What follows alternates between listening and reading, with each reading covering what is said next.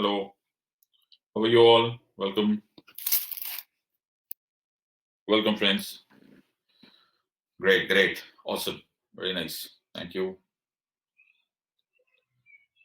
Very nice. Our new topic, my friends, we'll do emergency provisions. Okay, previous topic revised. Any doubts, free to ask. Okay. Let's have any doubts. Good afternoon. Welcome, Priyanshu.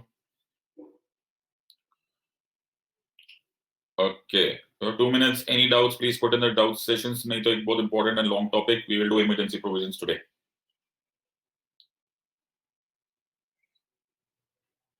Dharmendra मैं देखूंगा सी 8 PM तक because अभी ये long class है in case जरूरत से ज्यादा लगने लगेगा तो we will cancel the 8 PM class otherwise we'll have this okay देखते हैं वैसे it's a long topic I have my doubts but let's see Ayush sir I subscribe to after watching you welcome Ayush welcome okay my friends no doubts I assume Ayush previous videos watch your brother okay just watch the previous videos and start make written notes of each of them जैसा जैसा class है as if you're writing a transcript of that okay then you'll get it make a transcript make a written transcript of the entire thing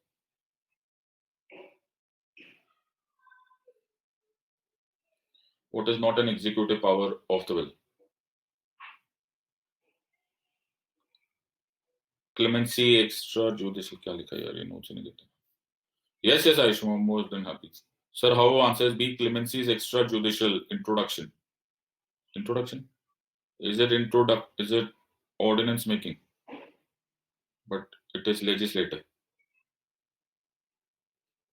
मैं समझ नहीं रहा what is not an executive power of the president क्या बोलना चाह रहे हो कि how is clemency an extra judicial Gautam clarify your question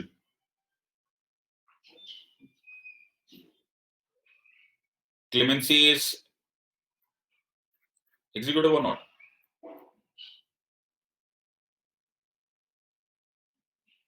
yes or no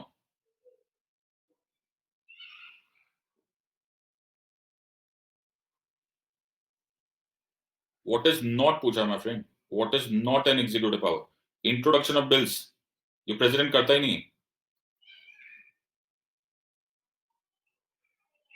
I hope you know this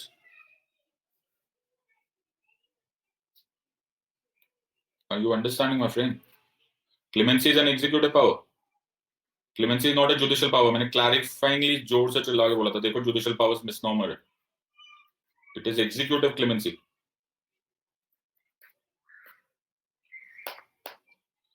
video watch करो माय फ्रेंड्स मेरा simple सा तरीका यही है देखो ऑनलाइन प्रिपरेशन का बहुत मेजर एडवांटेज जो है you can watch the video again okay और उसका absolutely you know make sure thank you Priyanshu just write down ऐसे सोचो कि यू राइटिंग द ट्रांसक्रिप्ट जो मैं बोलते जा रहा हूँ उसको लिखते चले जाओ then your answers will become clear हम लोग 90% लोग हम सुनते कुछ और है हमारा ब्रेन इंटरप्रेट कुछ और करता है but my class at least you can do it very nicely because वो इंटरप्रिटेशन का काम मैंने किया हुआ है just make sure that you do this part अब देखो राजकुमार साहब फिर कंफ्यूजन में आ रहा है introduction of bills is among financial power अरे मेरे ब्रदर पार्लियामेंट में आता नहीं है president president is not a member of the parliament कभी सुना है कि प्रेसिडेंट साहब ने बिल इंट्रोड्यूस किया है थोड़ा पढ़ो तो सही माय फ्रेंड्स रटा रटा छोड़ दो माय फ्रेंड्स आईएएस में तुम थोड़ा तो दिमाग लगाओ प्रेसिडेंट को सुना प्रेसिडेंट आके I am the introducer of the bill ऐसा सुना कहीं पर आदित्य कहीं पर सुना था प्रायर रिकमेंडेशन पढ़ो ना my friends why do you fill up the gaps पढ़ो law is does not have to be interpreted by what is absent thank you Amir तुम लोग आगे का पढ़ते हो प्रीवियस पढ़ते हो तुम्हारे इमेजिनेशन में पॉलिटी चल रही होती है polity is what is written introduction of bills president introduce करता है क्या नहीं हाउ डज इट पढ़ना सीखो बेटा लॉ को पढ़ो पॉलिटी को एक ही वर्ड है Indian federation can be converted in the for 2/3 majority of the legislative अभी आएगा बेटा नेशनल इमरजेंसी है तब आएगी ये तो बिल्कुल बच्चों वाला क्वेश्चन है फिर ओके ये लो शिवा शक्ति साहब लो पहली स्लाइड ही है ये लो क्वेश्चन पढ़ो the Indian federation becomes unitary one ये लो आज की फर्स्ट स्लाइड है मैंने तुम्हें सीधा यही बात बोली है माय फ्रेंड्स, मेरे पॉइंट्स बता लो, मैं यूपीएससी को ऐसे ही कंफ्यूज तुम्हें जिता दूंगा। ये लो, मुझे तो मालूम नहीं था ना तुम ये क्वेश्चन पूछने वाले। क्वेश्चन क्या पूछा तुमने? The Indian federation can be converted into a unitary one. आज की पहली स्लाइड है, यूनिटरी इन इमरजेंसी।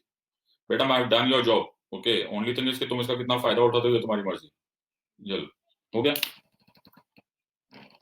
आज के फर्स्ट स्लाइड ही ये थी, यूनिटरी इन इमरजेंसी। लो ओके बेटा, I told you that's one thing, थोड़ा एरोगेंट लगता है बट वो मेरी आदत है। But the simple fact of the matter is I am an expert in this subject, just do it my process my way, you will manage this exam. Okay, मैं इससे ज्यादा कुछ बोलना नहीं चाहता, बाकी तुम्हें एक्सपेरिमेंट करने में मजा आ रहा है तो करते रहो। Okay, Dharmendra is asking something. Sir, after attending your class, now I'm able to. Thank you, Dharmendra. And this is very beautiful, Dharmendra. You're doing previous year question. Question practice करो, my friends. Questions practice करो. मैं कितने बार भी बोलूंगा ना, you cannot see. It's like मैं तुम्हें कितना मर्जी स्विमिंग सिखा दूं. Okay, I make you the best swimming theory सिखा दूं. कौन सा हाथ पहले उठाते हैं, पहले पाँव कैसे उठाते हैं. जब तक you don't jump into the swimming pool, you will not know what swimming is. Okay, it's as simple as that. Mridul sir, hello sir, good evening. Was outside so late. No problem, my friends. We haven't done this. Yes, I'll take in the pen. Okay, or kuch, or good out.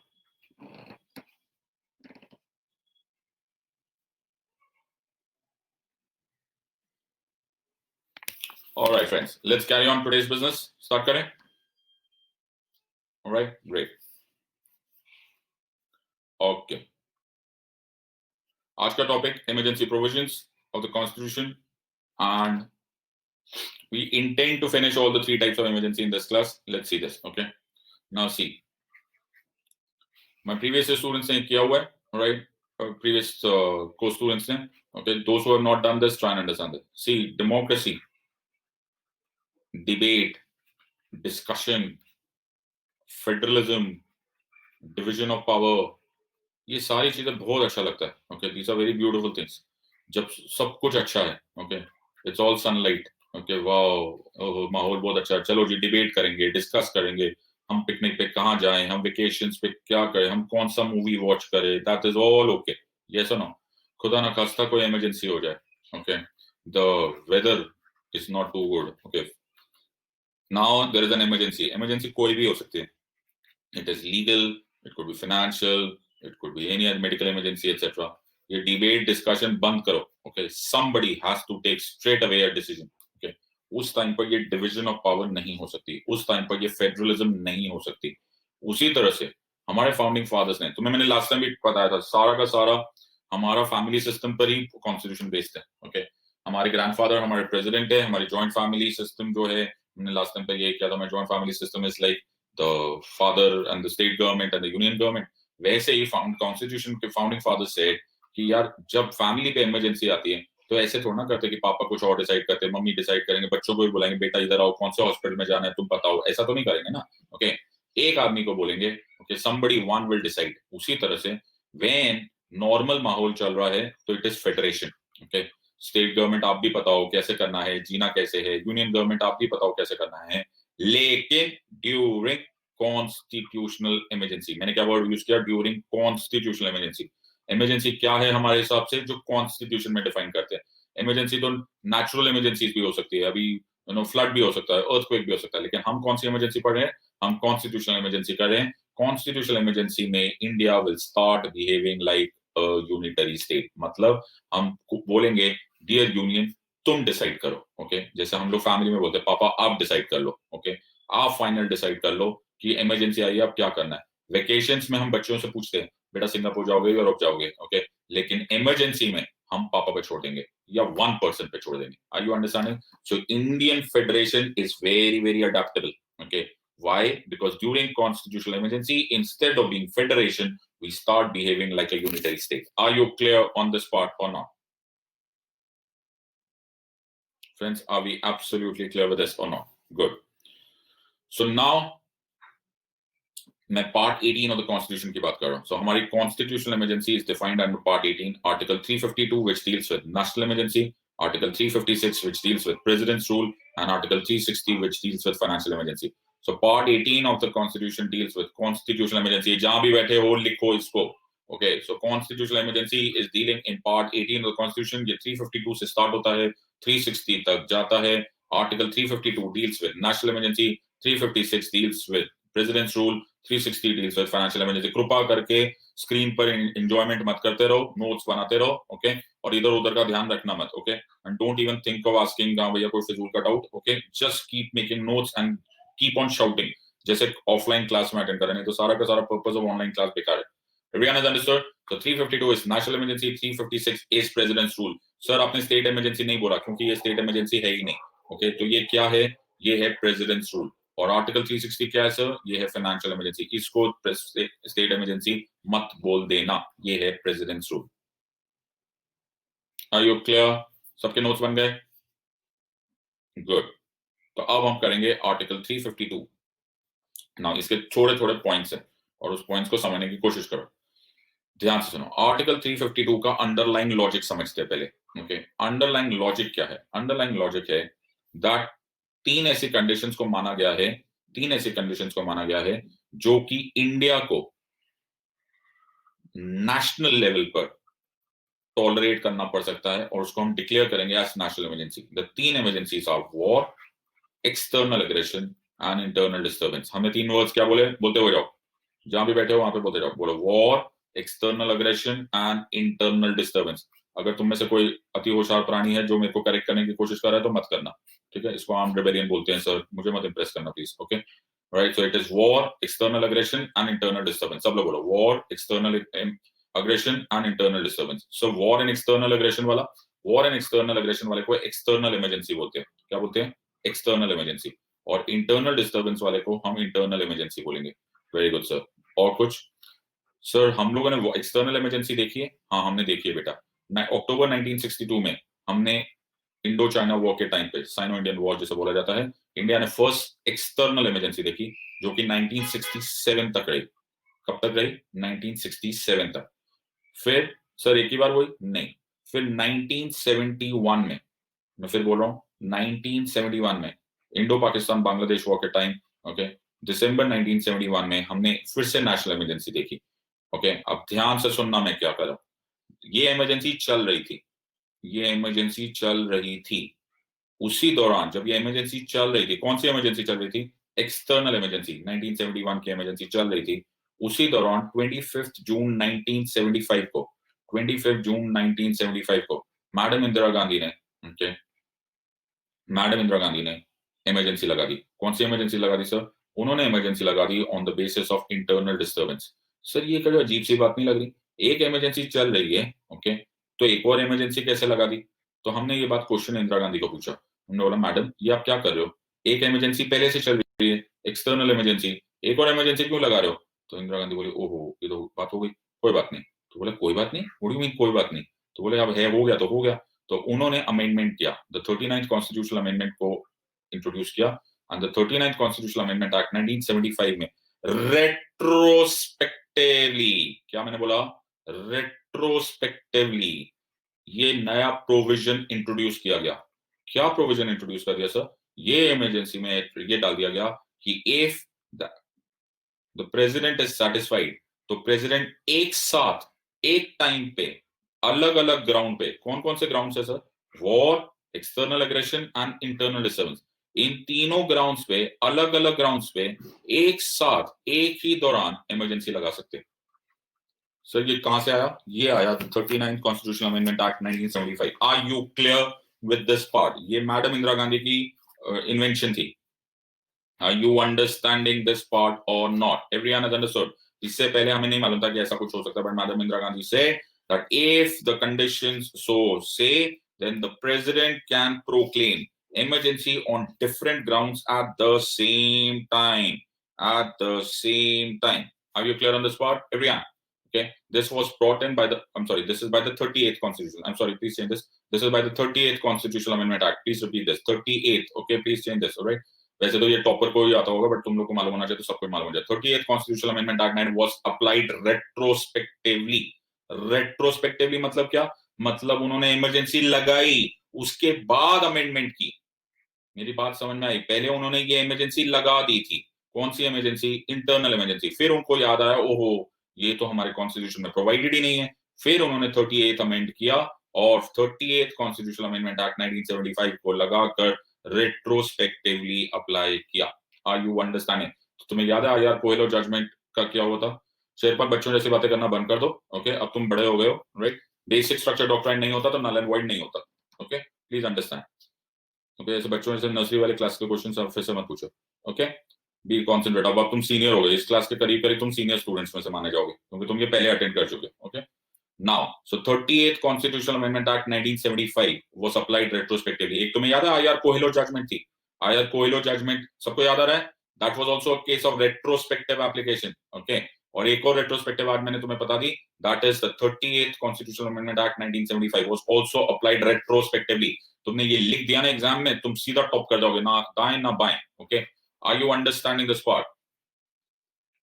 Okay, ये क्या introduce कर दिया था sir इन्होंने retrospectively किया था article 352 sub clause 9। क्या introduce कर दिया था? Article 352 sub clause 9। What was this 352 sub clause 9? ये बोल रहा था कि अगर एक टाइम पर प्रेसिडेंट हैज अप्लाइड, एक बार कॉन्स्टिट्यूशनल इमरजेंसी चल भी रही है तो भी प्रेसिडेंट साहब किसी और ग्राउंड पर इमरजेंसी लगा सकते हैं। अभिषेक साहब बोले थोड़ा हिंदी में बताइए। मुझे तो यही नहीं समझ में आ रहा कि मैं कौन सी भाषा यूज कर रहा हूँ। कौन सी भाषा यूज कर रहे हो बच्चे? मैं पंजाबी बोल रहा हूँ? कमाल करते हो यार तुम, थोड़ा हिंदी में बताइए। ओए होए, चलो ओके, एवरीवन हैज अंडरस्टूड। पूरा का पूरा बच्चा हिंदी में ही बता रहा हूँ, अभी मैं उससे ज्यादा क्या बोलूं बेटा, गाने गा के दिखाऊं? चलो, कुछ जिसमें खुशी नहीं होना तो फिर खुशी नहीं होना। ऑलराइट, चलो एवरीवन बच्चा ये क्लियर हो गया? ऑलराइट सर, सो आपने अभी बताया। ओके, मैं इसको कंटिन्यू कर रहा हूँ। ओके, 2 मिनट के लिए। नाउ अब ध्यान से सुनो सर, मैं ना इंडिया हूं। ओके, तो मैं यूनियन हूं, राइट? तो पाकिस्तान कल अटैक कर देता है इंडिया पे, राइट सर? अब क्या सर? अब पाकिस्तान अटैक कर देता है, मैं यूनियन गवर्नमेंट हूँ, मैं सेंट्रल गवर्नमेंट हूँ। ओके, और मैं महाराष्ट्र भी हूँ। ओके, मैं राजस्थान भी हो सकता हूँ, मैं यूपी भी हो सकता हूँ। यूपी बोलेगा यार सेंट्रल गवर्नमेंट तुम आराम करो यार, मेरी बड़ी जबरदस्त पॉपुलेशन है, ऑलराइट? मेरे पास बहुत जगह भी है, पॉपुलेशन भी बहुत है माशाल्लाह, हम खुद अकेला देख लेंगे पाकिस्तान को। ओके, महाराष्ट्र बोलेगा ना ना यूपी तू आराम कर, मैं भेज देता हूँ। ओके, मध्य प्रदेश बोलेगा ना ना ऐसा कर, मैं प्रोटेक्ट कर लेता हूँ। ओके, इस तरह से तो फिर प्रॉब्लम हो जाएगी। तो डॉक्टर अंबेडकर को मालूम था ये होने वाला है, तो डॉक्टर अंबेडकर ने लिखा आर्टिकल 355। क्या लिखा? आर्टिकल 355 क्या लिखा? That it shall be the duty of the union. क्या मैंने बोला? It shall be the duty of the union government to protect India, from external aggression or internal disturbance. In other words, external or internal disturbance, and to ensure that the states act in accordance with the constitution. States act in accordance with the constitution. मैंने क्या बोला है? सब लोगों को समझ में आया है या नहीं? मैं क्या बोल रहा हूं? किसकी जिम्मेदारी है? यूपी की नहीं, मध्य प्रदेश की नहीं, महाराष्ट्र की नहीं, किसकी? यूनियन गवर्नमेंट की। सो आर्टिकल 352 बोलता है it shall be the duty of the union government to protect India. मतलब एक्सटर्नल इमरजेंसी हो या फिर बाद में हम देखेंगे या इंटरनल डिस्टर्बेंस हो, कोई मर्जी इमरजेंसी हो, it will be the duty of the union to protect India. State भाई तू पीछे बैठ जा। ओके, उसी तरह से ये इंश्योर करेगा that the states act in accordance with the constitution of India. Very good sir, तो इसमें कोई लड़ाई झगड़ा नहीं है। मतलब अगर मैं इसको ऐसे बना दूं तो ये है यूनियन गवर्नमेंट और ये है बहुत सारी स्टेट गवर्नमेंट्स। तो सारी स्टेट गवर्नमेंट्स की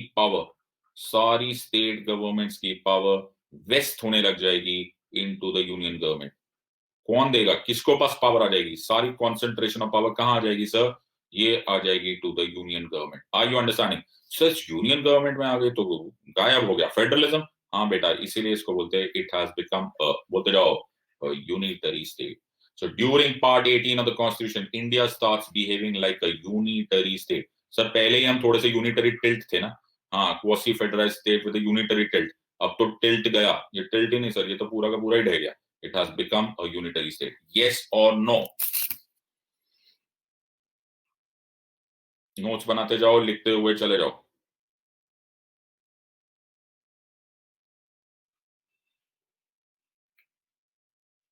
गिव यू 2 minutes, कॉपी करते हुए जाओ, जिनका नहीं कॉपी हुआ है आराम से कॉपी कर लो।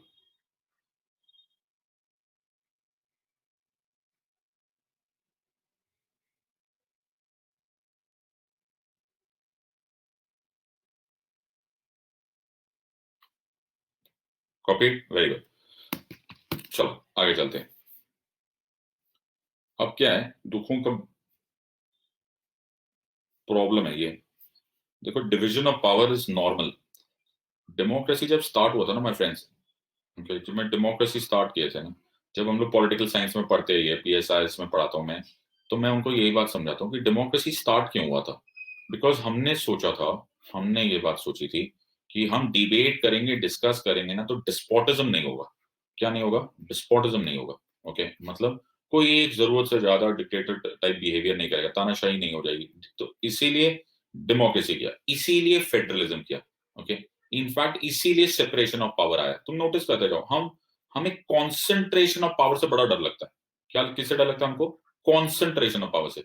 क्यों सर? क्योंकि कॉन्सेंट्रेशन ऑफ पावर ना, इट ऑलवेज करप्ट्स। ऐसा कार्ल मार्क्स बोलते थे ना, तो बोलते थे ना कि power corrupts and absolute power absolutely corrupts. Okay, तो सर ये क्या मतलब है?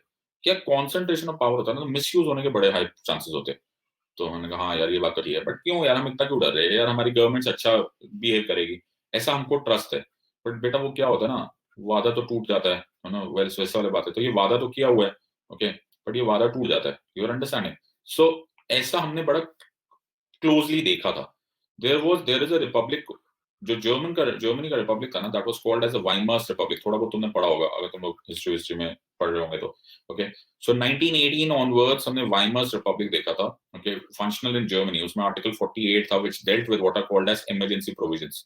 ओके, नाउ जर्मनी का जो राइज था वो बड़ा डेंजरस था। ओके, उसका रीजन था, जर्मनी के वाइमर्स रिपब्लिक के दौरान, ओके, केम पर्सन जिसने इस सिचुएशन को बड़े अच्छे से एक्सप्लॉइट किया। His name was Hitler.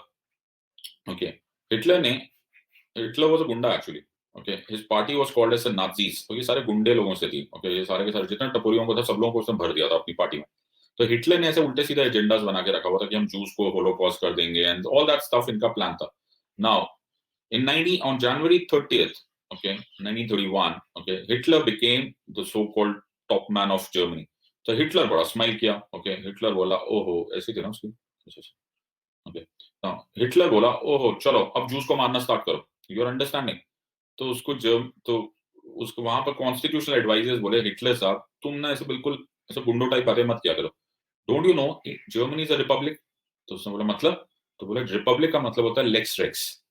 Okay, lex rex मतलब law is the king of kings. Are you understanding? तो हिटलर बोला मतलब? बोला कि अगर जर्मनी के कॉन्स्टिट्यूशन में नहीं लिखा ना जूस को मारना अलाउड नहीं है, तो वो अलाउड नहीं है। देखो जो करना है तू करते रहे। ओके, तो हिटलर बोला ये क्या बात हुई यार, ये क्या बात हुई? अरे अब मैं कैसे मारूंगा जूस को? मैं इतना गुंडे लोगों को पाल के रखा हुआ मैंने नाजीज को, मेरा तो पूरा एजेंडा ही खराब हो जाएगा। ओके, तो हिटलर को बोला यार, तो इसलिए बोला था पढ़ लिख ले, तो सिद्धार्थ सर की क्लास अटेंड कर ले। पर तूने नहीं अटेंड की, तेरे को मालूम ही नहीं बड़ा लेक्चर क्या होता है। ओके, अब तू नहीं कर सकता। You're understanding? Thank you, sorry. तो वो हिटलर बोला अब क्या करने का? तो बोला कि अचानक उसको किसी ने बोला कि वाइमर्स रिपब्लिक में, ओके, वाइमर्स रिपब्लिक में इमरजेंसी प्रोविजंस भी है। ओके, जब इमरजेंसी प्रोविजंस होते हैं तो you can do suspend all the freedoms. Okay, you can suspend all fundamental rights. करीब करीब सारी पावर तेरे पास कॉन्सेंट्रेट हो जाएगी। तो हिटलर को बोला ये अच्छा है, मतलब मैं कॉन्स्टिट्यूशन फॉलो भी कर रहा हूँ और फिर भी मैं कॉन्स्टिट्यूशन को मिसयूज कर सकता हूँ। I can follow the constitution, I can still misuse the constitution. So उसने अपने ही एक नाजी आदमी को भेजा और राइक्सटैग, जो which was the German parliamentary building, उसको आग लगा दी। ओके, और सब जगह फैला दिया कि पोलिश टेररिस्ट लोगों ने इसको आग लगा दी है। पोलैंड के टेररिस्ट यानी कि कम्युनिस्ट लोगों ने आग लगा दी है। And thus Germany is under attack. Okay, there is a threat to the sovereignty and security of Germany. और उसने पास किया what is called as a fire decree. इसको बोला जाता है द फायर डिक्री। ओके, ये सब झूठ था। व्हाई? बिकॉज इस बहाने जर्मनी ने स्टार्ट कर दिया और हिटलर ने स्टार्ट कर दिया what are called as emergency provisions. Whatever happened ये बाद में, I hope you understand, they say the rest is history. Because उसके बाद जो कुछ भी हुआ, जो कि whatever holocaust leading up to the 1939 Second World War all the way till 1945, ये सब कुछ जो कुछ भी हुआ happened under this protection of emergency provisions of the Constitution of Germany. सबको समझ में आया या नहीं? Are you understanding this part or not? Okay, सबको समझ में आया? So 1939 to 1945 जब तक हिटलर मरा नहीं फर्स्ट में, तब तक Germany was under the entire emergency provision. Now ये कब हुआ? 1945 में. Okay, तो पूरी वर्ल्ड परेशान थी यार, ये जर्मनी, कितने लोग, millions and millions of people were dead because of this Hitler का functioning, और Hitler was able to do it because of these emergency provision. So 1945 में ये वर्ल्ड वॉर किसी तरह से जाके खत्म हुआ, करोड़ों लोग मरे, दुनिया बदल गई, सब कुछ हो गया। एंड एक साल के बाद करीब करीब 9 दिसंबर 1946 को हम लोग अपना कॉन्स्टिट्यूशन लिखने बैठे। आई hope you know this, okay. And doctor Ambedkar ने बोला चलो बेटा लिखेंगे पार्ट 18 ऑफ द कॉन्स्टिट्यूशन। पूरा का पूरा कॉन्स्टिट्यूशन असेंबली बोला क्या कर रहे हो डॉक्टर साहब, क्या कर रहे हो, कहीं एक और हिटलर पैदा हो गया तो? You're understanding, I hope you're understanding. तो अभी जख्म हरे हरे है, ओके, अभी से मत करो, यू नो। तो doctor Ambedkar said no problems, हम देंगे what are called as constitutional safeguards. हम क्या देंगे? कॉन्स्टिट्यूशनल सेफगार्ड्स, ताकि व्हाट आर कॉन्स्टिट्यूशनल सेफगार्ड्स, ताकि the misuse of these provisions can not take place, जैसे हिटलर ने किया था। So we will not allow this part, and because we will not allow this part, हम सिर्फ इसको तब यूज करेंगे when the need arises. Doctor साहब ने बहुत सारे कॉन्स्टिट्यूशनल सेफगार्ड्स दिए, but as you know history is replete with this, इतने सेफगार्ड्स होने के बाद भी मैडम इंदिरा गांधी की इमरजेंसी हुई थी। So I hope you are understanding, emergency provisions are always playing with fire, okay, इसमें हमेशा खतरा रहता है। Are you understanding this part और नॉट? बच्चा एवरीवन इज क्लियर। तुमको क्वेश्चंस आएंगे, ओके, और तुम्हें क्वेश्चन जो आएगा वो ये आएगा, क्वेश्चन आएगा जो मैं तुम्हें बाद में बताऊंगा, ओके, उसका आंसर तो तुम ही देखोगे, और उसका आंसर आएगा has India become emergency proof. In other words, has India become emergency proof. जैसे वाटर प्रूफ होता है ना, वैसे इमरजेंसी प्रूफ हो चुका है कि नहीं, ओके। इन अदर वर्ड्स, क्या इंडिया में मिसयूज ऑफ इमरजेंसी प्रोविजंस रोके जा सकते हैं या नहीं? Are you understanding? This we will answer at the end of this class, okay? फिर उसके बाद तुम्हें आंसर दे दूं, okay? All right. चले आगे, okay.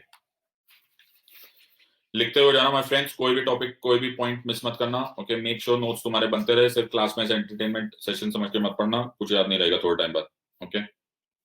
नाउ अब सुनो यहाँ पे, अब आर्टिकल 352 को हम ब्रेक करते हैं, okay. Word is if the president, ये article 352, if the president is satisfied, okay, that there is a grave emergency or grave threat to the security of India, ध्यान से सुनना, security of India or any part thereof on the grounds of war, external aggression or internal disturbance, then he shall make a declaration, इसी declaration को बोलते हैं proclamation, okay, which will proclaim emergency either in India or a part thereof. Are you clear on this? हो गया जी, खत्म हो गया article 352, इतना ही है। क्या मतलब क्या, ओके, सुनते जाओ, एक एक लाइन पकड़ेंगे, एक एक वर्ड पकड़ेंगे, काम हो गया हमारा। यहाँ पे मैंने वर्ड यूज किया if the president is satisfied, president साहब सेटिस्फाइड होने चाहिए कि एक ग्रेव थ्रेट या इमरजेंसी हो गया to the security of India, 3 grounds पे। Ground number 1 war, number 2 external aggression, number 3 internal disturbance, okay. तो वो एक डिक्लेरेशन कर सकते हैं, उसको प्रोक्लेमेशन बोलते हैं, ओके, और इमरजेंसी लग जाएगी under article 352 either in India और अ पार्ट ऑफ इंडिया। हो गया सर, इसमें कौन सी बड़ी बात है? कोई दिक्कत नहीं। पहला क्वेश्चन, ये प्रेसिडेंट साहब को कैसी सेटिस्फैक्शन, ये प्रेसिडेंट साहब की पर्सनल सेटिस्फैक्शन है, इसका मतलब है क्या? फर्स्ट क्वेश्चन, क्या ये प्रेसिडेंट साहब की पर्सनल सेटिस्फैक्शन है? अरे नहीं बाबा, ओके, मतलब इन अदर वर्ड्स ये डिस्क्रिशनरी पावर नहीं है। Say the word, it is not a discretionary power of the president. Are you understanding? तो सर ये वाले जो इमरजेंसी है, ये प्रेसिडेंट साहब की पर्सनल सेटिस्फैक्शन पे नहीं है, not at all my friends, not at all, okay. ये होगी on the advice, अब ध्यान से सुनते जाओ मैं क्या बोल रहा हूं, on the advice of the cabinet। किसने, कौन सी इमरजेंसी, कौन से एडवाइस? कैबिनेट। सर कैबिनेट क्या है? The union council of ministers जो कि डिस्क्राइब किया गया है अंडर 75 ऑफ द कॉन्स्टिट्यूशन के में जो भी सीनियर मोस्ट मिनिस्टर्स है वो वाले जो मिनिस्टर्स है वो देंगे। वेरी गुड सर, अभी इस पर रुक जाओ सर। दूसरी बात सर, ये क्या है, इमरजेंसी वॉर पे है, एक्सटर्नल एग्रेशन पे है और इंटरनल डिस्टर्बेंस पे। सर पूरे इंडिया में लगाओ ना, हाँ, बट हम पार्ट ऑफ इंडिया पे भी लगा सकते हैं। Very good. नेशनल इमरजेंसी का मतलब ये नहीं है कि पूरे इंडिया में एक साथ लगाओ, ओके, वो एक पार्ट पे भी लग सकता है। सर ये पहले से था नहीं, ये 42nd कॉन्स्टिट्यूशनल अमेंडमेंट एक्ट 1976 में लाया गया, ओके, कि लगाने को मैं पूरे के पूरे इंडिया में भी लगा सकता हूँ और लगाने को मैं किसी एक पार्ट में भी लगा सकता हूँ। Are you understanding? बच्चे सब लोग प्लीज दिमाग लगा के चलते चले जाना। सर ये कैबिनेट वर्ड ना हमें अच्छा नहीं लगा, ये पहले कहीं डिस्क्राइब तो नहीं है। ओके, ये कहाँ डिस्क्राइब है बेटा? ये कहीं डिस्क्राइब नहीं है, पूरे कॉन्स्टिट्यूशन में सिर्फ यही लिखा हुआ है। कहाँ लिखा हुआ है? In the article 352। सर कमाल की बात है ना, हाँ कमाल तो है, राइट, कि कैबिनेट इतनी बड़ी पावरफुल एलिमेंट है लेकिन कैबिनेट और कहीं डिस्क्राइब ही नहीं है। ओके, कैबिनेट वर्ड एक ही जगह यूज है पूरे कॉन्स्टिट्यूशन में और वो डिस्क्राइब है और है वो लिखा हुआ है आर्टिकल 352 में। Are you understanding? Everyone has understood?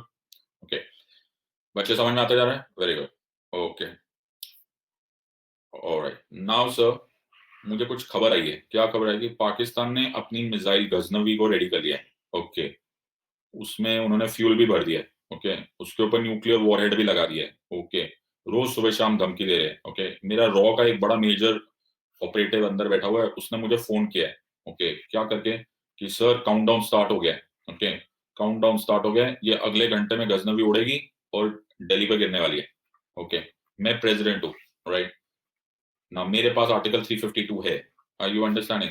मैं बोला पागल है क्या, मैं नहीं लगाता इमरजेंसी, वो पहले मिसाइल गिरने दे।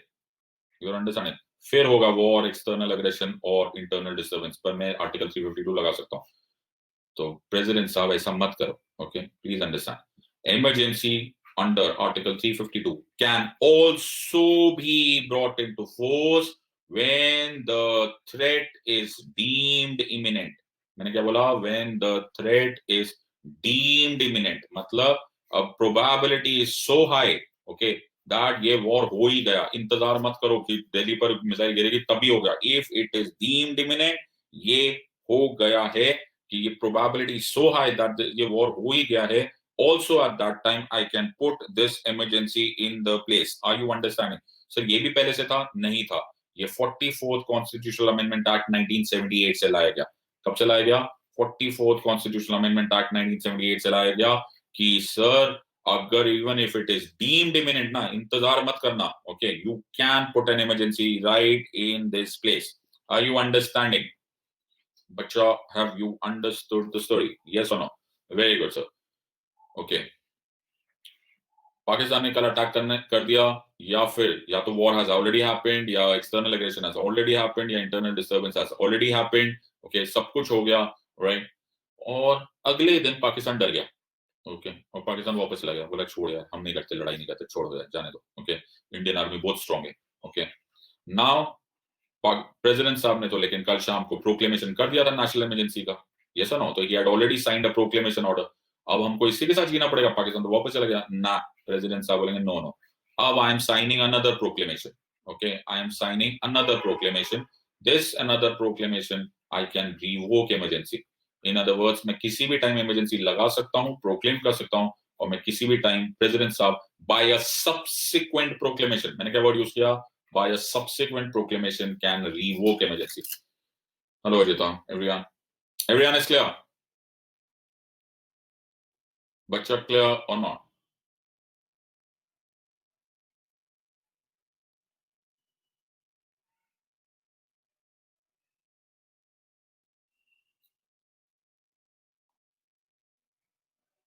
तुम्हें मालूम है ऑनलाइन टीचिंग का सबसे बड़ा दुख क्या है?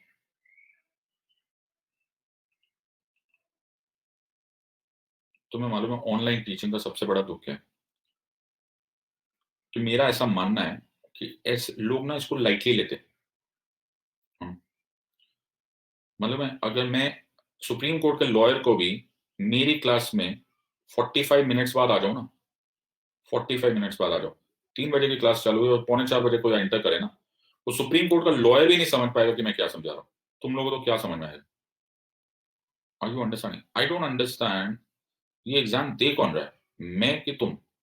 okay? मतलब what can keep you away? तुम 2 मिनट की भी ये क्लास मिस कर जाते हो, ओके, तो भी तुम्हारा नुकसान है फिर। देखो मैं लेट आऊंगा, मैं फिर बोल रहा हूँ, मैं वही बोल रहा हूँ, मैं लेट हो जाऊंगा बुरा है, लेकिन नुकसान नहीं है मेरा। You understand? तुम लेट आओगे ना, तुम बुरा जरूर है, लेकिन तुम्हारा नुकसान भी है माय फ्रेंड। प्लीज, अब देखो हमारे फ्रेंड्स अभी ज्वाइन कर रहे, मैं तुम्हें लिख के देता हूँ, तुमको 0.1% भी नहीं समझ में आएगा। You will not understand 0.1%, specially मेरी टीचिंग, बिकॉज मैं तो स्टोरी की तरह सुनाता हूँ, ठीक है? तो तुम्हें मालूम ही नहीं पड़ेगा कि शाहरुख खान काजोल के लिए गाना क्यों गा रहा है, ओके? तुम्हें मालूम ही नहीं पहले क्या हुआ। You understand? पहले सलमान आया था कि विलेन आया था, कि लंदन में है कि अमृतसर में है, कि घर आजा परदेसी है कि वापस परदेश जा रहे हो। You understand? तो पिक्चर को पॉपकॉर्न लेकर ना पहले बैठ जाया करो। You understand? जैसे हम थिएटर में जाते हैं ना, मैं भी कभी ना बिगिनिंग ऑफ द शो कभी मिस नहीं करता। अगर मेरा beginning of the show miss हो जाता है ना, तो मैं पिक्चर नहीं देखता। Are you understanding? वो फिर मजा नहीं आता ना। इसलिए मैं तो तुम्हें सिर्फ समझा ही रहा हूँ, ओके? तुम्हें को लगता है लो पता ही नहीं चला, ओके? तो पिक्चर पूरी देखा करो स्टार्टिंग से, ओके? वो बिल्कुल आता है ना, वो पहला वो जो सेंसर बोर्ड का सर्टिफिकेट है ना, वहां से मूवी देखा करो, ओके? तब मजा आता है। ओके, बाकी तुम्हारी मर्जी, मेरा काम सिर्फ समझाना है, लेकिन नादान हो तुम। ऑलराइट, थोड़ा सा सीरियसली लो माय फ्रेंड्स, नवंबर आ गया, ओके? एक साल बड़ा काम का होता है, और तुम्हें ये पार्ट्स आ गए ना। नहीं, मैं सिर्फ तुम्हारी बात ही नहीं कर रहा हूँ, मैं जिसको बोल रहा हूँ वो लोग समझदार है। Don't come late to the classes, okay? तुम्हें सिर्फ ऑनलाइन ही आना, तुम्हें कौन सी गाड़ी चला के पहुंचना है कहीं पर, ओके? ओके, ऑलराइट सर, चलो, वेरी गुड। तो हमारे now the point here is कि हम लोगों ने इमरजेंसी लगाई, नाउ तो प्रेसिडेंट साहब ने इमरजेंसी लगाई। अब ध्यान से सुनो मेरी बात, ओके? सो प्रेसिडेंट साहब इज नाउ सैटिस्फाइड, प्रेसिडेंट साहब एक प्रोक्लेमेशन ऑर्डर साइन करते हैं, मुबारक हो तुम्हारे कंट्री में लग गया what is called as national emergency. Yes और नो? नाउ नेशनल इमरजेंसी लग गई, ओके? नाउ कुछ और करने की जरूरत नहीं माय फ्रेंड्स, कुछ और करने की जरूरत नहीं। For the next 30 days, for the next 30 days, India is under emergency. What did I say? India is under emergency under Article 352. मेरी बात समझ में आई? सो किसने साइन किया सर? प्रेसिडेंट ने साइन किया। प्रेसिडेंट साहब कौन है सर? एग्जीक्यूटिव है। सर किसकी एडवाइस पे? सर ये एडवाइस है यूनियन काउंसिल ऑफ मिनिस्टर्स के सीनियर मोस्ट मिनिस्टर्स, उनको कैबिनेट बोलते हैं, उन्होंने ये एडवाइस दी, राइट? तो हम 30 डेज के लिए अंडर दिस एडवाइस, हम 30 डेज के लिए हम इमरजेंसी में चले गए। You understanding my friends? बच्चे everyone has understood, okay? Very good sir. अब एक गड़बड़ सुनो ना, 30 डेज में तुमने नोटिस किया ये एग्जीक्यूटिव और India is under emergency for the next 30 days. Sir legislative कहां है? अरे बाबा, नो लेजिस्लेटिव, अभी तक we don't need any legislative. So for the next 30 days India is under emergency this without any approval of the legislative. Sir ये तो बड़ा tension वाली बात है, बहुत बड़ी टेंशन वाली बात है, लेकिन ये ऐसा ही है। You can't run away from this fact, okay? So इसका एक बड़ा इंपॉर्टेंट रूल है, प्लीज समझो। ये समझने के लिए हमें मैडम इंदिरा गांधी के पास जाना पड़ेगा, ओके? मतलब जाना मतलब इंदिरा गांधी के तो टाइम जाना पड़ेगा, इंदिरा गांधी के पास नहीं जा सकते, अभी हम जिंदा रहना चाहते हैं, okay? Now the point here is, okay, now understanding this, now 1971 कुछ हो गया, okay? 1971 India was having a general elections, please ध्यान से सुनो, ओके?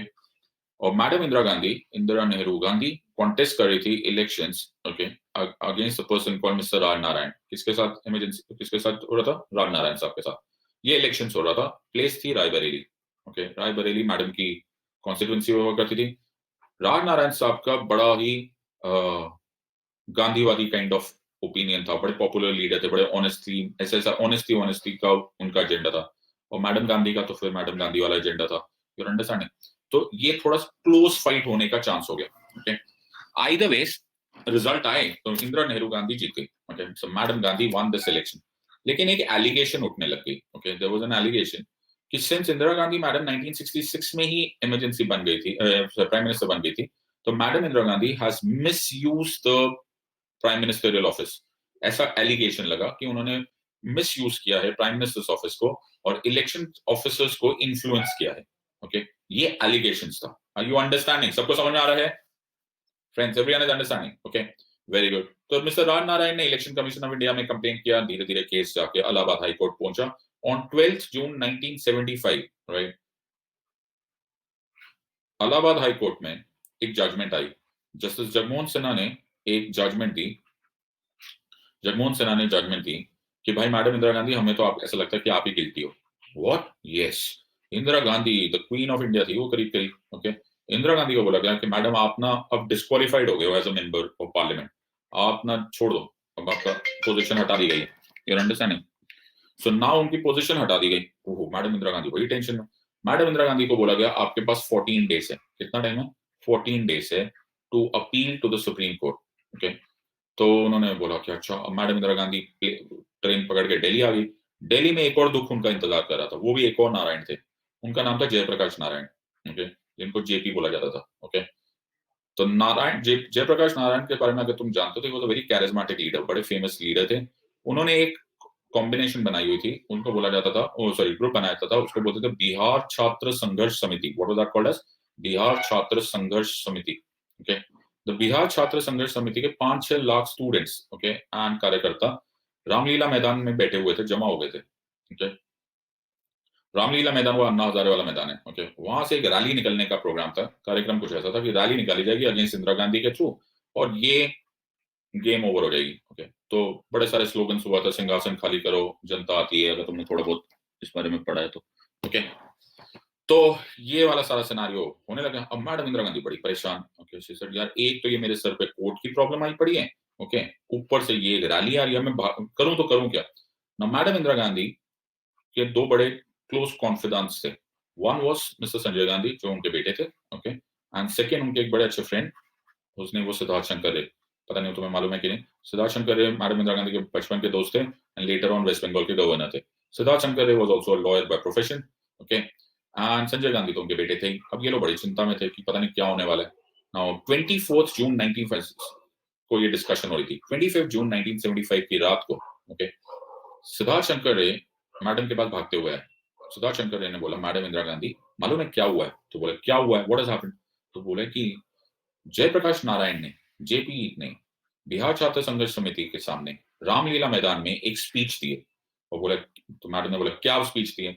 उन्होंने बोला है कि ये गवर्नमेंट इतनी करप्ट है कि Indian army and Indian police ने, ओके, इनका ऑर्डर लेना से मना कर देना चाहिए। They should not obey the order. तो मैडम इंदिरा गांधी बोली कौन सी बड़ी बात है यार, इतनी इतनी बातें सुनने को मिल रही है एक और से। तो सिद्धार्थ शंकर रे बोले no madam, think like a lawyer, okay. Jayaprakash Narayan ने इंडियन आर्मी को बोला है बगावत करने को, not to take the order. इसको ऐसे रीड करो, तब समझ में आ गया। तो मैडम इंदिरा गांधी बोली मतलब? तो बोले मैडम ये इंटरनल डिस्टर्बेंस है, this is internal disturbance, are you understanding, yes और नो? इंदिरा गांधी बोली ओ ओ ऐसा, ऐसा तो मैंने सोचा नहीं था, अच्छा आइडिया लग रहा है, okay.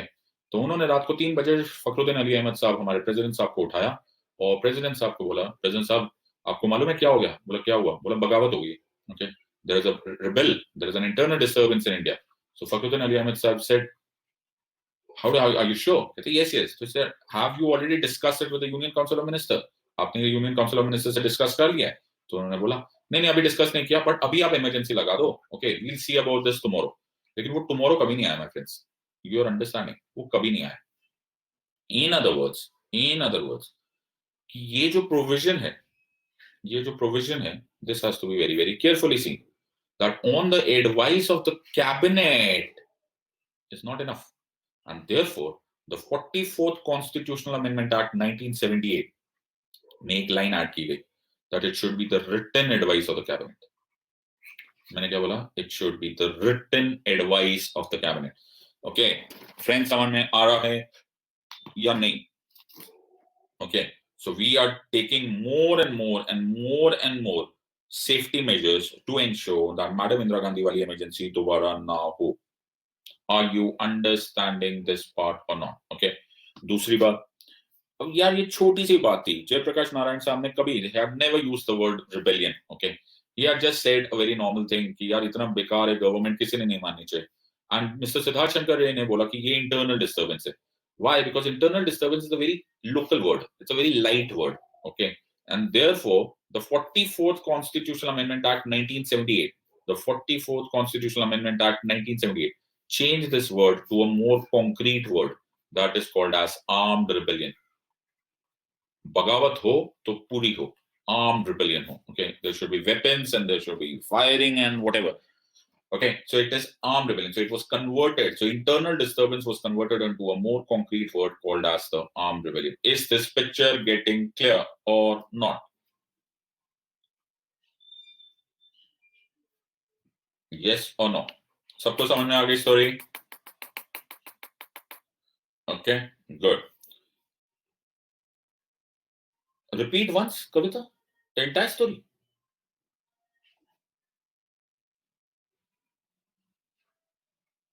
Ayush, ask me a question. Let me see. मुझे पता तो चला कि what part have you not understood?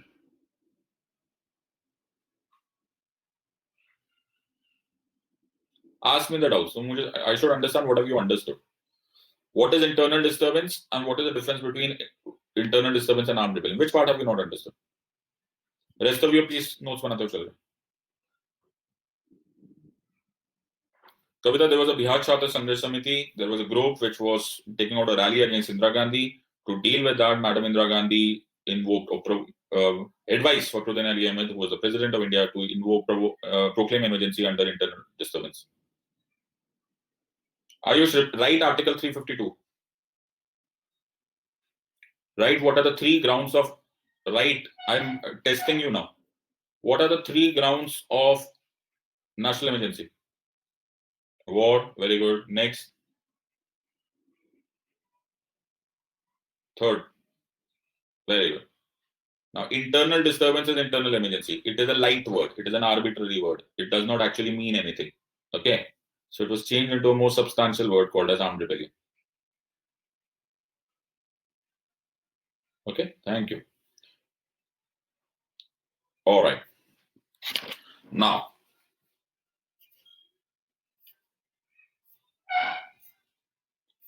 अब हमने proclaim तो कर दिया. Okay. So the president has already proclaimed the national emergency. Okay. And I told you that once emergency is put in place, right, 30 days के लिए we are into emergency. 30 days के लिए we are into emergency. लेकिन ध्यान से सुना, within the period of these 30 days, मैंने क्या बोला, इस 30 days के बीचों बीच, okay, you must take the parliamentary approval. मैंने क्या बोला, you must take the parliamentary approval. मतलब so 30 days I don't have to take any parliamentary approval, but during the 30 days, okay, it must be given to the parliament. So executive is responsible to the legislature. Rule clear आता है. मेरा important word is within the period of 30 days. Okay. So ये कैसे पास करना है? Okay. That is कि मैं इसको joint session में करूँगा ना बेटा. तुम इसको लोकसभा में भी move करोगे और राज्यसभा में move करोगे. In other words, you will move it separately. Very good, sir. और फिर now Lok Sabha and Rajya Sabha will separately pass this by a combination of absolute majority plus 2/3 present and voting. उसी तरह से Lok Sabha will also pass it by absolute majority plus 2/3 present and voting. Are you understanding this part? फिर सबको समझ में आ गया? Very good. अब क्या करोगे सर? अब इस emergency को, okay, अब इस emergency को जैसे ही राज्यसभा का approval हो गया, तो अब ये extend हो जाएगा for a period of 6 months. मैंने क्या बोला? By a period of 6 months, the emergency shall be extended. Very good. अब ध्यान से सुनो मैं लाइन क्या बोल रहा हूँ. Before the expiry of 6 months, मैंने क्या बोला? Before the expiry of 6 months, 6 महीना पूरे होने से पहले, तुम फिर से लोकसभा और राज्यसभा में you will move a motion for extension of emergency. मैंने क्या बोला? Motion for extension of emergency. तुम इसको मूव करोगे. फिर से लोकसभा और राज्यसभा इसको पास करेगा. फिर से emergency will be extended by a period of 6 months. मेरी बात समझ में आया या नहीं? Kavita, have you understood? Don't ask me to repeat the entire story. If you get any blockage, please stop me in the middle. Okay? Very difficult to repeat the entire process. Okay? So now what are we doing? Okay? So this is the story, right? So first there is a proclamation of emergency. If the emergency is getting legislative approval, it gets extended by a period of 6 months. Very good, sir.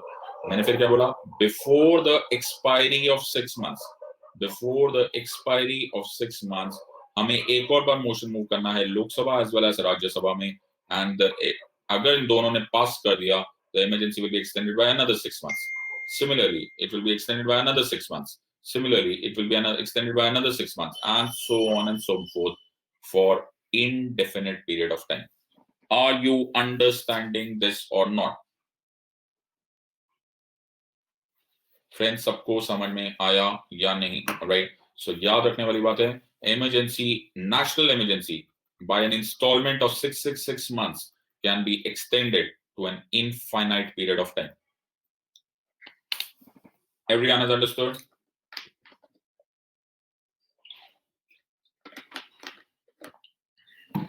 Okay. Now listen. So I hope you understand. Now, इसमें होना क्या है? There are certain things that happen during this.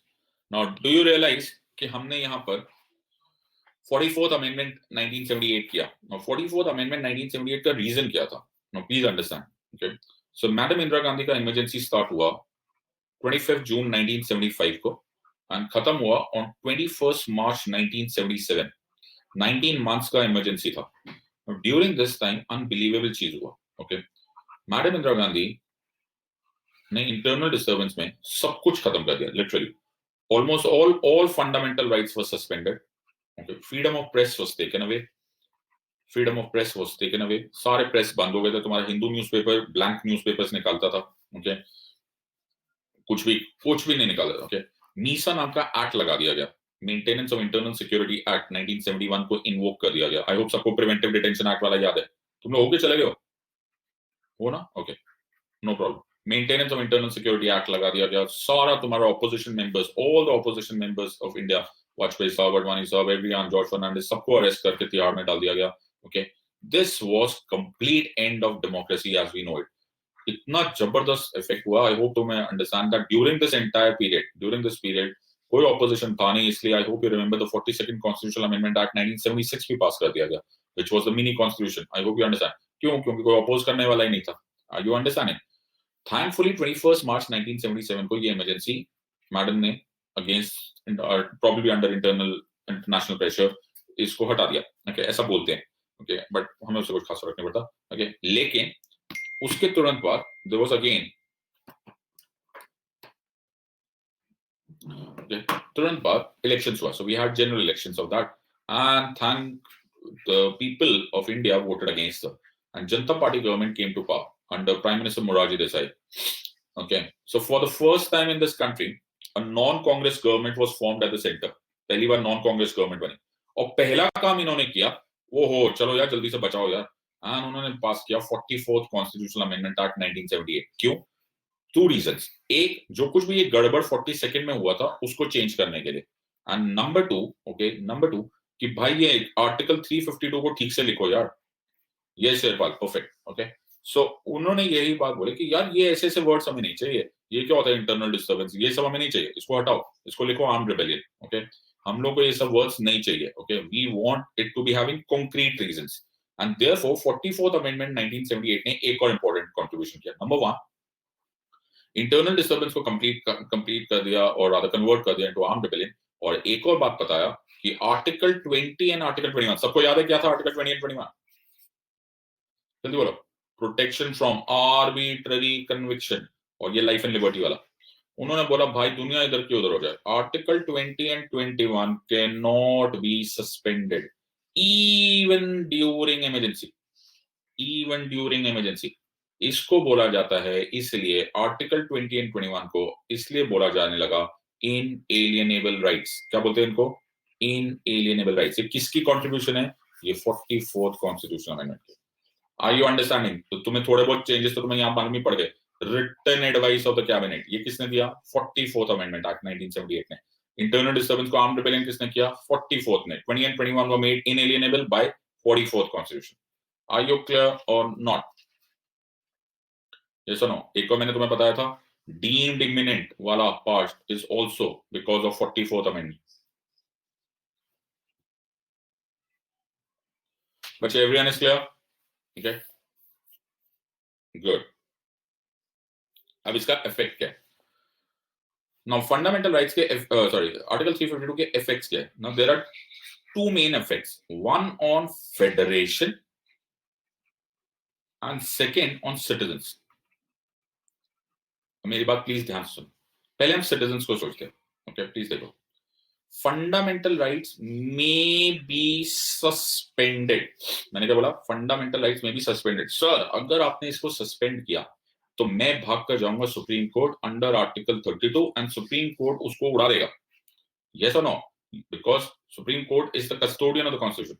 नहीं बेटा, तुम तो supreme court तब जाओगे ना जब तुम्हारा राइट होगा वायोलेट या अब्रिज या कॉन्ट्रावीन। यस और नो? यहां पर हम बोल रहे हैं हम तुम्हारे राइट सस्पेंड कर रहे हैं। ओहो, तंग आ गया sir. In law there are no synonyms. तुमने नेरोलैक पेंट में लिखा हुआ है कि नहीं? ओके, लॉ में पर्यायवाची नहीं होते। यार ये गलत बात है यार, और जो गलत है तो गलत है, कोई बात नहीं। You can not go to the supreme court okay under violation under the word suspension. यार ये क्या है यार सर, ये चीटिंग है। चलो छोड़ो सर, चलो नहीं जाते, ठीक है। तो प्रेसिडेंट साहब तुम्हें क्या बोल रहे हैं? प्रेसिडेंट साहब बोल रहे हैं मेरा प्यारा सिद्धार्थ, ओके तू इंडिया का सिटीजन है, हाँ, तो तेरा कुछ फर्ज है। मैंने कहा हाँ सर, क्या करना है? तो बोला बेटा please don't, I am not violating, I am not abridging, I am not contravening your fundamental right. I am only requesting you for a temporary period of time not to use it. Are you understanding it or not? In other words, not to enforce your fundamental rights.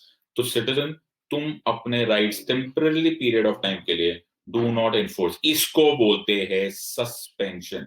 इसीलिए article 32 में तुम भागकर नहीं जा सकते। बात समझ में आया या नहीं? Friends, everyone has understood this is proper material, my friends. Okay, if you have understood this or not, yes or no, everyone? Very good sir. So ये तो बता दो, बड़ा दुख हो रहा है मेरे को, लेकिन which fundamental right are you going to take away? अच्छा, तो मैं बैठा हुआ था। Okay, so I am sitting right now. I am an advocate. I am advocate Siddharth. Now I'm an expert in the constitution. Okay, so now Dharmender comes running to me, says, "Sir, emergency लग गई, emergency लग गई." Okay, तो मैंने कहा तो बोला sir ये बताओ मेरा कौन सा फंडामेंटल राइट गायब हो गया? ओके, तो मैं बोलूंगा मुझे नहीं पता। तो बोलेंगे सर ये गलत बात है। Okay, Sherpal also comes running to me. Okay, everyone comes running to me, Kavita is coming. तो मैं मुझे नहीं पता। तो मैं बोलूंगा यार मुझे नहीं पता कौन सा। तो बोले कैसे नहीं पता सर? इसलिए नहीं पता बेटा बिकॉज ये फिक्स नहीं होता। It is not fixed that which fundamental rights has been taken away. If I have to find out which fundamental right has been suspended, it is written in the proclamation order. तो president साहब mention कर देते हैं which fundamental right he wants to suspend. तो मेरे से मत पूछो, okay? Don't ask me this, right? Instead, check the proclamation order. Okay, are you clear? Just one second, please. Hello? Yes?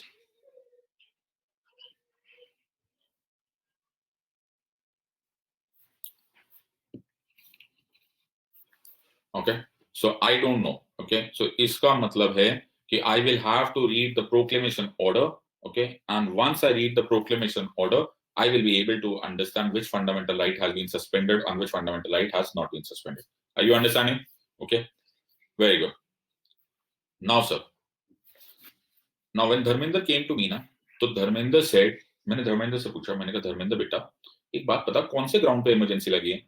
तो he said sir internal disturbance पे emergency लगी है। आजकल इंटरनल डिस्टर्बेंस नहीं बोलते उसको, आर्म्ड रिबेलियन बोलते हैं। मैंने कहा अच्छा। तो मैंने धर्मेंद्र बोला धर्मेंद्र मैं तुझे एक बात बताऊं? तो बोला हाँ सर बताओ। तो पता बता। तो धर्मेंद्र को मैंने बोला बेटा एक बात मैं तुझे बता सकता हूँ। क्या? कि तेरी आर्टिकल 19 की इमरजेंसी नहीं निकाली का फ्रीडम फंडामेंटल राइट नहीं सस्पेंड हुआ होगा। तो धर्मेंद्र सर आपको कैसे पता सर, आपने प्रोक्लेमेशन ऑर्डर तो पढ़ा ही नहीं। मैंने इसलिए बोला बेटा क्योंकि article 19 can not be suspended during internal emergency. Are you understanding और नॉट? तो मुझे ये एक बात गारंटेड है राइट, दैट ड्यूरिंग, अगर ये इंटर आर्म्ड रिबेलियन पे है तो इंटरनल इमरजेंसी पर you can not remove article 19। Are you understanding? फिर मैंने धर्मेंद्र को बोला ओके, और धर्मेंद्र फिर मेरे पास आया। धर्मेंद्र ऐसे मेरे को ऐसा टेस्ट कर रहा था ओके। तो धर्मेंद्र बोला सर अगर एक्सटर्नल इमरजेंसी होती तो फिर आपको तो प्रोक्लेमेशन ऑर्डर देखना पड़ता ना। तो मैंने बोला अगर धर्मेंद्र एक्सटर्नल इमरजेंसी लगी है ना ओके, तो चेक मत करना बेटा, आर्टिकल 19 ऑटोमेटिकली सस्पेंडेड है। उसको प्रोक्लेमेशन में देखने की जरूरत ही नहीं। Are you understanding this part? तो इंटरनल है तो हो ही नहीं सकता, और एक्सटर्नल है तो मुझे देखने की जरूरत नहीं, वो ऑटोमेटिकली सस्पेंडेड है। Are you understanding this part or not? Okay, everyone has understood. Okay, so external emergency में आर्टिकल 19 ऑटोमेटिकली सस्पेंड हो जाएगी, और इमरजेंसी हटते ही जैसे रिवोक होगी आर्टिकल 19 ऑटोमेटिकली वापस आ जाएगी. Are you understanding? So it will be restored automatically. तो सर ये जो ग्रीन पोर्शन में लिखा हुआ है, आपने किसके लिए लिखा हुआ है? This is for all other fundamental rights. Okay, all other fundamental rights. लेकिन इसमें भी मोरारजी भाई ने हमारे लिए एक काम कर दिया. क्या कर दिया सर? कि आप जो मर्जी कर लो सर, आर्टिकल 20 एंड 21 को आप सस्पेंड नहीं कर सकते. Okay, you cannot suspend article 20 and 21. Very good sir. Are you understanding? और सर मैं एक बात और भी बता देता हूँ, जहां इतना कुछ पूछ रहे तो बता ही देता हूँ. सर आर्टिकल 32 को भी आप नहीं हटा सकते. अब क्यों नहीं हटा सकते बेटा? Sir because article 32 is considered as part of basic structure doctrine. Are you understanding or not? बात समझ में आया या नहीं? Friends, have you understood? Okay, बाकी सबके लिए प्रेसिडेंट साहब से पूछ लो. Are you understanding? Good. Now, the second effect था वो on 7th schedule था. मैंने तुम्हें ये बात बता चुका हूँ, एक्चुअली तुम्हें ये आता है already. Okay, if you know this, हमने ये कल लास्ट टाइम कर लिया था. So article 250, if you remember. Okay, during emergency Rajya Sabha allow कर सकता है to the parliament to make laws even on matters of state law. सबको याद आ रहा है ये topic or not? Yes or no? उसी तरह से all financial and executive powers, अब तुम्हें ये सब कुछ याद आ रहा होगा, will go towards the union. In other words, state government की सारी powers will be vested in the union, including the legislative powers. Yes or no? बात समझ में आया या नहीं? In other words, India becomes a unitary state. इस तरह से दोनों डॉट्स कनेक्ट करना my friends. Okay, previous video check करना, you will be able to read this part. तो फंडामेंटल राइट्स का मैंने तुम्हें इफेक्ट बता दिया, और फेडरलिज्म का मैंने इफेक्ट बता दिया. Very good sir. 1980 में मिनर्वा मिल्स केस हुआ था, सबको याद है? ओके, तो जस्टिस चंद्रचूड़ ने एक स्टेटमेंट दिया था. Justice Chandrachud said everything in India is under judicial review. Yes और नो? नाउ जब everything in India is under judicial review, तो हम ये मानते हैं कि even emergency provisions are under judicial review. Okay, तो emergency क्यों लगाई गई? Okay, या फिर emergency अगर wrong reason पे लगाई जाए तो it can become null and void. Are you understanding this or not? Yes, ये केस इसलिए इंडिया के लिए बड़ा क्रूशल है. वेदर अगर मैडम इंदिरा गांधी से के इमरजेंसी से पहले, इफ मैडम इंदिरा गांधी वाली 25 जून 1975 इमरजेंसी से पहले ये जजमेंट आई होती, तो आई होप यू अंडरस्टैंड इस तरह का मिसयूज ना हुआ होता. व्हाई? बिकॉज सुप्रीम कोर्ट उस इमरजेंसी को डिक्लेयर कर चुका होता नल एंड वॉइड. यस और नो? अब एक और बात है सर, ये सब तो ठीक है, एक फाइनली बात बता दो, ये इमरजेंसी हटेगी कैसे अगर लगा दी तो? रिवोकेशन ऑफ इमरजेंसी 3 तरीके से हो सकती है. ओके, एक हो सकती है बाय मिस्टेक. मिस्टेक मतलब आई होप तुम्हें याद है कि हमें लेजिस्लेटिव अप्रूवल की जरूरत होती है. यस और नो? इवन फॉर एक्सटेंशन हमको लेजिस्लेटिव अप्रूवल की जरूरत होती है. इफ द लोकसभा या फिर Rajya Sabha is not able to pass this motion, तो ऑटोमेटिकली इमरजेंसी रिवोक हो जाएगी. मेरी बात समझ में आ रही है? यस और नो?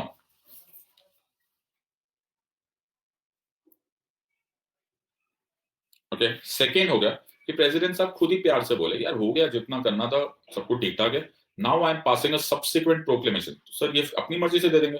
अरे नहीं यार, अपनी मर्जी से तो कुछ भी नहीं करने वाले ना. फिर से return advice of the cabinet आएगा, कैबिनेट बोलेगा प्रेसिडेंट साहब को, प्रेसिडेंट साहब बहुत हो गया, हमने पाकिस्तान को हरा दिया, चलो जी आराम से यू नो हमारे ये स्टेप हो गया, अब आप ऐसा करो, साइन अ सब्सिक्वेंट प्रोक्लेमेशन और खुद ही रिवोक कर दो इमरजेंसी, जैसे हमने 1967 में किया था, या फॉर दैट मैटर 1977 में किया था. Okay, so another subsequent proclamation by the president, okay, on the advice of the cabinet, you can do this. Alright, very good. Sir अगर ये भी नहीं हो रहा, ये लोग भी गलती नहीं कर रहे, तो क्या करेंगे? कोई प्रॉब्लम नहीं. 1/10 ऑफ लोकसभा मेंबर्स, मैंने क्या बोला? 1/10 ऑफ लोकसभा मेंबर्स, मैंने राज्यसभा नहीं बोला, लोकसभा बोला. 1/10 ऑफ लोकसभा मेंबर्स एक नोटिस निकालेंगे और वो देंगे प्रेसिडेंट को, और प्रेसिडेंट साहब को बोलेंगे प्रेसिडेंट साहब हमें चाहिए एक स्पेशल सेशन. क्या चाहिए? Special session. ये स्पेशल सेशन बुलाया जाए जिसमें we will have a motion to revoke emergency. President साहब बोलेंगे ओके. या तो प्रेसिडेंट साहब डायरेक्टली समन्स भिजवाएंगे, या अगर the house is already in session तो स्पीकर के थ्रू समन्स भिजवाएंगे। समन्स सबको याद है? समन्स सबको याद है? यस और नो? सिर्फ लोकसभा को बुलाया जाएगा। किसको बुलाया जाएगा? सिर्फ लोकसभा को।